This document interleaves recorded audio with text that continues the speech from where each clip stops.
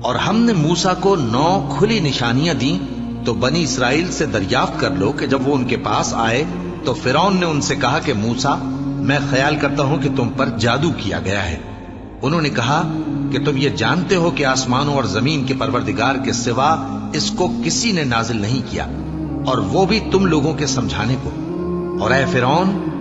میں خیال کرتا ہوں کہ تم ہلاک ہو جاؤ گے۔ تو اس نے چاہا کہ ان کو سرزمین مصر سے نکال دے، تو ہم نے اس کو اور جو اس کے ساتھ تھے سب کو ڈبو دیا، اور اس کے بعد بنی اسرائیل سے کہا کہ تم اس ملک میں رہو سہو۔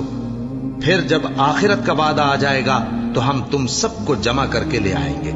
اور ہم نے اس قرآن کو سچائی کے ساتھ نازل کیا ہے، اور وہ سچائی کے ساتھ نازل ہوا۔ اور اے محمد صلی اللہ علیہ وآلہ وسلم، ہم نے تم کو صرف خوشخبری دینے والا اور ڈر سنانے والا بنا کر بھیجا ہے، اور ہم نے قرآن کو تھوڑا تھوڑا کر کے نازل کیا ہے تاکہ تم لوگوں کو ٹھہر ٹھہر کر پڑھ کر سناؤ، اور ہم نے اس کو آہستہ آہستہ اتارا ہے۔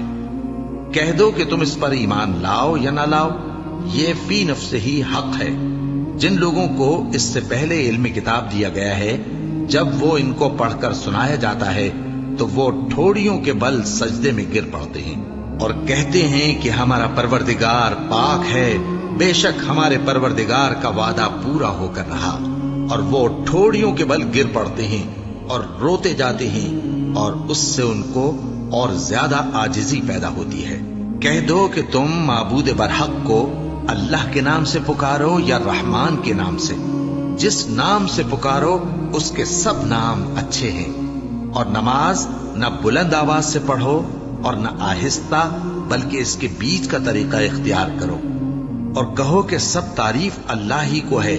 جس نے نہ تو کسی کو بیٹا بنایا ہے اور نہ اس کی بادشاہی میں کوئی شریک ہے، اور نہ اس وجہ سے کہ وہ